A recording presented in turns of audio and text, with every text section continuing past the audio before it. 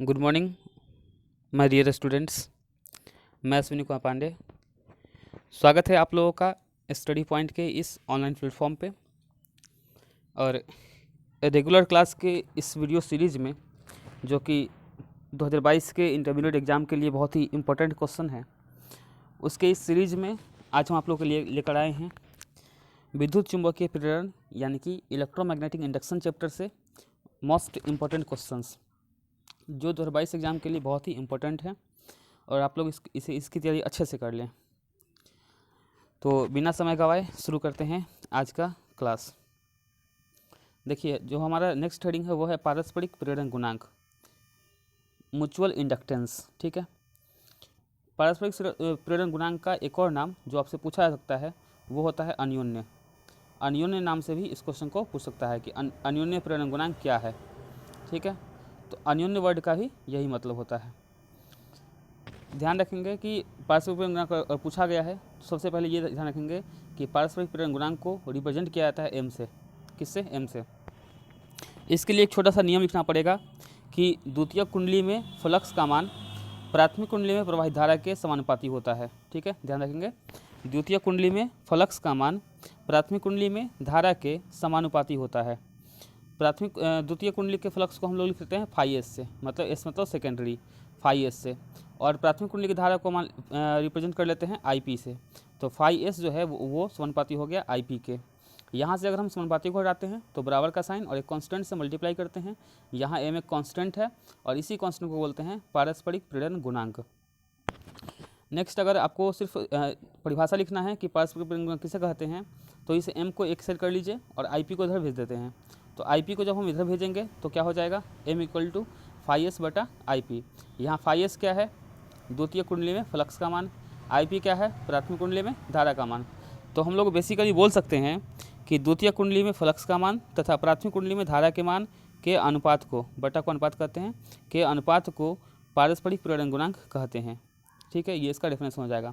इसका मात्रक और विमा 100 प्रेरण गुणांक के बराबर होता है, यानी कि इसका मात्रक जो है वो होता है हेनरी।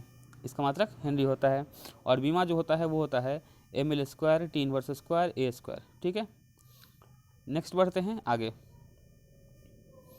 हमारा जो अगला हेडिंग है वो है प्रेरक में ऊर्जा का संचरण। ये मोस्ट इंपॉर्टेंट क्वेश्चन है, 5 नंबर में क्वेश्चन ये पूछा जा चुका है, प्रेरक में ऊर्जा का संचरण। तो पहले हम लोग मान लेते हैं, माना कि प्रेरक जो है उसमें धारा में वृद्धि की दर D A by D T है, वृद्धि की दर D A by D T है और स्वप्रेरकत्व तो एल है। वैसे भी स्वप्रेरकत्व को एल से ही रिप्रेजेंट किया जाता है, तो यहाँ पे स्वप्रेरकत्व को हम लोग क्या मान लिए हैं? एल मान लिए हैं कि स्वप्रेरकत्व जो है वो एल है। ठीक है, एल से स्वप्रेरकत्व है। नेक्स्ट फॉर्मूला होता है ई बराबर D phi by D T, विद्युत वाहक बल बराबर चुंबकीय फ्लक्स में परिवर्तन की दर। और एक और फॉर्मूला होता है डी फाई डी टी बराबर L into D I by D T. ये आपका स्वप्रेरण वाले हेडिंग से आ जाता है।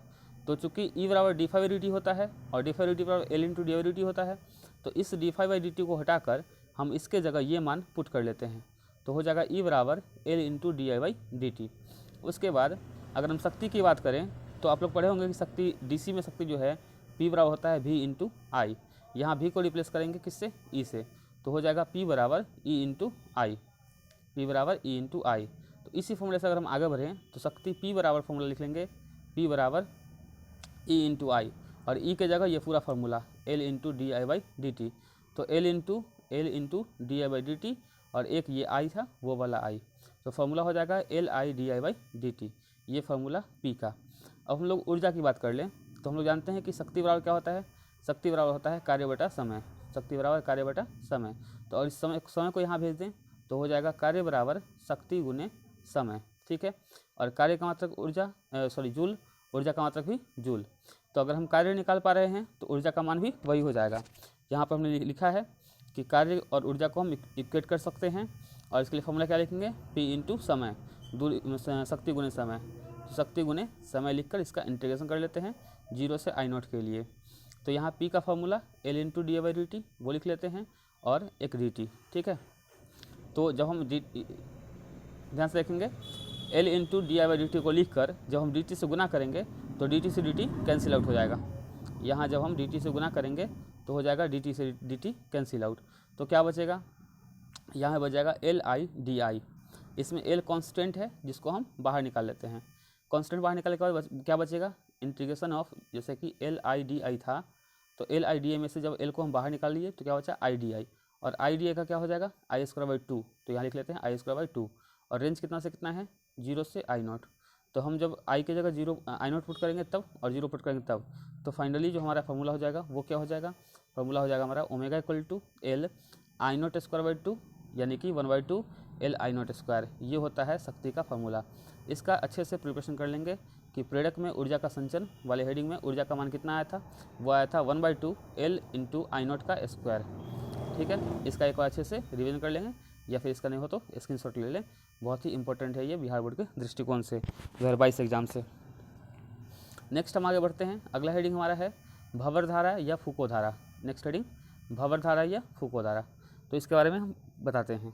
देखिए, जब धातु के टुकड़े को किसी परिवर्तनशील चुंबकीय क्षेत्र में रखा जाता है, यानी कि धातु के टुकड़े को परिवर्तनशील चुंबकीय क्षेत्र में रखने पर जो ये टुकड़ा है उसमें क्या होगा, उसमें घूर्णन शुरू हो जाएगा, टुकड़े में घूर्णन शुरू हो जाएगा, और घूर्णन होने के कारण एक धारा उत्पन्न होता है। उसी धारा को भंवर धारा कहते हैं। इस धारा का जो खोज है वो क्या था, फूको नाम का साइंटिस्ट, फूको नाम का वैज्ञानिक इस धारा का खोज किया था, इसलिए इसे हम फूको धारा भी कहते हैं। रहा बात उपयोग का, तो फूको धारा का जो उपयोग है वो है रेलगाड़ी के ब्रेक में और प्रेरण भट्ठी में। भंवर धारा का एक बार अच्छे से प्रिपरेशन कर लें। फिर से बोल देते हैं, धातु के टुकड़े को परिवर्तनशील चुंबकीय क्षेत्र में रखने पर उसमें घूर्णन होता है, घूर्णन के कारण एक धारा उत्पन्न होता है, इस धारा को भंवर धारा कहते हैं। इसका खोज फूको ने किया, इसलिए हम उसे फूको धारा भी कहते हैं। नेक्स्ट आगे बढ़ते हैं नेक्स्ट हेडिंग में। देखिए, एक होता है LCR सर्किट। तो LCR सर्किट में प्रॉब्लम क्या है कि आप लोगों से जो व्यंजक पूछा जाएगा, ध्यान रखेंगे, किसी भी AC सर्किट में, कोई भी जो AC सर्किट होता है वो 3 चीज़ों से मेनली बना होता है। ठीक है, L, C और R। L जो है ये प्रेरकत्व है, L जो है प्रेरकत्व है, और प्रेरकत्व किसमें होता है, कुंडली में, प्रेरकत्व होता है कुंडली में। ठीक है, C धारिता है, धारिता किसमें होता है, संधारित्र में, धारिता संधारित्र में होता है, और R प्रतिरोध है, प्रतिरोध किसमें होता है, तो प्रतिरोध होता है तार में। ठीक है, तो एक AC सर्किट में ये 3 चीज़ हो सकता है। ठीक है, ये 3 चीज़ हो सकता है। तो हम लोग जब व्यंजक पढ़ेंगे तो ये पढ़ेंगे कि वैसा AC सर्किट जिसमें पहले केवल कुंडली हो यानी कि L हो, जिसमें केवल संधारित्र हो यानी कि C हो, जिसमें केवल तार हो यानी कि R हो। तो बारी बारी से हम लोग को डेरिवेशन पढ़ना है। ठीक है, तो सबसे पहले इसमें जो हेडिंग है वो है कि प्रतिवर्ती धारा परिपथ जिसमें केवल प्रतिरोध यानी केवल कि R हो। तो इसके लिए फिगर बना लेते हैं इस सर्किट का। यहाँ सोर्स है = E0 sin ωt, और केवल एक R प्रतिरोध जुड़ा हुआ है। तो E का फॉर्मूला E0 sin ωt। आप लोगों ने ओम का नियम पढ़ा होगा, V बराबर क्या होता है, IR। तो V बराबर IR होता है। यहाँ से अगर हम I का मान निकालना चाहते हैं तो क्या हो जाएगा, V/R। तो I बराबर हो जाएगा V/R, और V को रिप्लेस करेंगे E से, तो I का फॉर्मूला क्या हो जाएगा, फॉर्मूला हो जाएगा I बराबर E/R।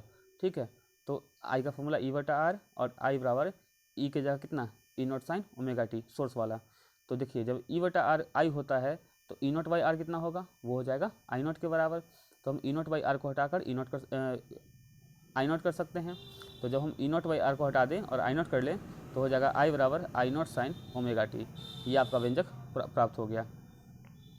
नेक्स्ट आगे बढ़ते हैं, प्रतिवर्ती धारा परिपथ जिसमें केवल L प्रेरकत्व की एक कुंडली हो। ठीक है, ये बहुत ही इंपॉर्टेंट है बिहार बोर्ड के दृष्टिकोण से। एक न एक व्यंजक LCR सर्किट से पूछा जाना है, और आप लोग का अगर एक भी क्वेश्चन पूछा है तो वो कम से कम आपका 5 नंबर दे के जाएगा। ठीक है, ध्यान रखेंगे। तो हमारा नेक्स्ट हेडिंग है प्रतिवर्ती धारा परिपथ जिसमें केवल L प्रेरकत्व की एक कुंडली हो, यानी कि अब जो हम फिगर बनाएंगे उसमें E = E0 sin ωt, ये हमारा सोर्स है और केवल एक कुंडली जोड़ा गया है। ठीक है, तो लिख लेते हैं फार्मूला है E बराबर E0 sin ωt सोर्स से, और E का फॉर्मूला होता है L × dIdt, पीछे अभी हमने पढ़ा है। अगर हम दोनों E वाले फॉर्मूले को इक्वेट कर लें तो इक्वेट करने पर क्या आएगा, सोर्स वाले से E0 sin ωt और अभी वाले से L × di/dt। यहाँ से हम dt को इधर भेज देते हैं, तो dt को इधर भेजने पर क्या हो जाएगा, dt को इधर भेजने पर हो जाएगा E0 sin ωt dt। ठीक है, E0 sin ωt dt, और इधर क्या बच रहा है, L × di। अब हम लोग क्या करेंगे, बोथ साइड इंटीग्रेशन कर लेंगे, दोनों साइड इसका इंटीग्रेशन कर लेंगे। इंटीग्रेशन करना क्या हो जाएगा, integration of E0 sin ωt dt बराबर इंटीग्रेशन ऑफ L di। इसमें क्या होगा कि L कांस्टेंट जो है वो बाहर हो जाएगा तो बचेगा di, और इधर E0 कांस्टेंट बाहर हो जाएगा, बचेगा क्या, sin ωt dt। ठीक है, उसके बाद ई नॉट का हम ई नॉट लिख लेते हैं, साइन ओमेगा टी का इंटीग्रेशन, तो साइन का इंटीग्रेशन होता है माइनस कॉस, तो साइन ओमेगा टी क्या हो जाएगा माइनस कॉस ओमेगा टी, लेकिन जो एंगल में है उसका फिर से डिफ्रेंशिएशन बटा में, तो ओमेगा टी का डिफ्रेंशिएशन ओमेगा हो जाएगा बटे में, और बराबर इधर एल कॉन्स्टेंट बाहर था, इंटीग्रेशन जब हम करेंगे डी आई का तो वहाँ से निकलेगा आई, तो यहाँ से हम लोग क्या प्राप्त कर लिए, यहाँ से प्राप्त कर लिए minus E naught by omega cos omega T बराबर एल इंटू डी आई। ठीक है, इसके बाद हम इसको चेंज कर सकते हैं कैसे, तो minus E naught by omega sine, मतलब कि कॉस ओमेगा टी को साइन में चेंज कर लेते हैं, तो कॉस ओमेगा टी को लिख लेते हैं साइन 90 माइनस ओमेगा टी बराबर में एल आई। ठीक है, और यहाँ से हम इसको अगर एंगल को कन्वर्ट कर दें, चेंज कर दें, तो एंगल को चेंज करने से क्या होगा, चेंज करने से ये हो जाएगा कि ये जो जब उसको उल्टा करेंगे यानी कि यहाँ से माइनस कॉमन ले लेंगे तो ये माइनस हमारा दोनों मिलके प्लस हो जाएगा, तो plus E naught by omega sine omega T minus pi by 2 L I का वैल्यू। तो यहाँ से अगर हम एल निकालते हैं तो इस आई को भी इधर भेजना पड़ेगा, तो जब हम आई को भी इधर भेजेंगे तो हो जाएगा E naught by omega L, एक मिनट यहाँ हम निकाल रहे हैं आई का मान। ठीक है, तो आई बराबर हो जाएगा E naught by omega L sine omega T minus pi by 2 हो जाएगा। अब ध्यान रखेंगे हम फॉर्मूला मेन क्या जानते हैं, आई बराबर होता है आई नॉट साइन ओमेगा टी। ठीक है, आई नॉट साइन ओमेगा टी, तो देखिए यहाँ पे साइन का टर्म है और आई नॉट का टर्म जो है वो गायब है, तो जब आई नॉट का टर्म गायब है इसका ये मतलब हुआ कि ये जो टर्म है ये किसका टर्म है, आई नॉट का है, यानी कि ई नॉट बाई ओमेगा एल जो है ये किसकी जगह है, ये जो है वो आई नॉट की जगह पर है। ठीक है, यानी कि ये जो है ई नॉट बाई ओमेगा एल ये है आई नॉट की जगह पर, तो चूँकि ये आई नॉट की जगह पर है इसलिए हम बोल सकते हैं कि ये भी एक तरह का क्या है, ये भी एक तरह का धारा का अधिकतम मान है। और हम लोग फॉर्मूला पढ़े थे कि आई नॉट बराबर क्या होता है, आई नॉट बराबर होता है ई नॉट बटा आर, तो ई नॉट की जगह ई नॉट तो है लेकिन आर की जगह कितना है ओमेगा एल है, यानी ओमेगा एल जो है ये आर की तरह व्यवहार करेगा। ठीक है, इसका यह मतलब हुआ कि इस ओमेगा एल को हम प्रेरकत्व प्रतिरोध कह सकते हैं, या इसी को हम लोग प्रतिघात कहते हैं। इसको एक्सेल से डिनोट करते हैं और एक्सेल का फॉर्मूला होता है ओमेगा एल, एक्सेल के व्युत्क्रम को प्रवेश्यता कहते हैं। और ध्यान रखेंगे क्योंकि एक्सेल एक प्रतिरोध है इसलिए इसका मात्रक भी ओम ही होगा, जबकि इसका जो व्युत्क्रम है यानी प्रवेश्यता है इसका मात्रक क्या हो जाएगा, ओम का उल्टा MHO महो हो जाएगा। तो अगर पूछा है कि प्रेरकत्व प्रतिरोध का मात्रक तो क्या लिखेंगे, ओम लिखेंगे। डिनोट किससे करते हैं, एक्सेल से। फॉर्मूला क्या होता है एक्सेल बराबर होता है ओमेगा एल। ठीक है, ये इसका फाइनली बात रहा। तो ये व्यंजक था प्रतिरोध परिपथ जिसमें केवल एल प्रेरकत्व की एक कुंडली हो। पहले इतना का तैयारी आप लोग अच्छे से करें, फिर आप एसी सर्किट में यानी कि एलसीआर सर्किट में जो बाकी बच रहा है हमने आर और एल करवा दिया, अब बच रहा है एक सी, और सी के अलावा एक आप लोगों को कॉम्बिनेशन पढ़ना है एल और आर का, तो इसका अभी हम व्यंजक हम अगले वीडियो में दे देंगे। ठीक है, इसमें से कोई एक क्वेश्चन बहुत ही इंपॉर्टेंट है, आप लोग ध्यान रखें और अच्छे से तैयारी करें। तब तक के लिए धन्यवाद, जय हिंद। अगर आप लोग पहली बार इस वीडियो देख रहे हैं तो चैनल को सब्सक्राइब करें और सपोर्ट करें ताकि हम आपके लिए और भी बेहतर तरीके से वीडियो को अपलोड कर सकें। धन्यवाद।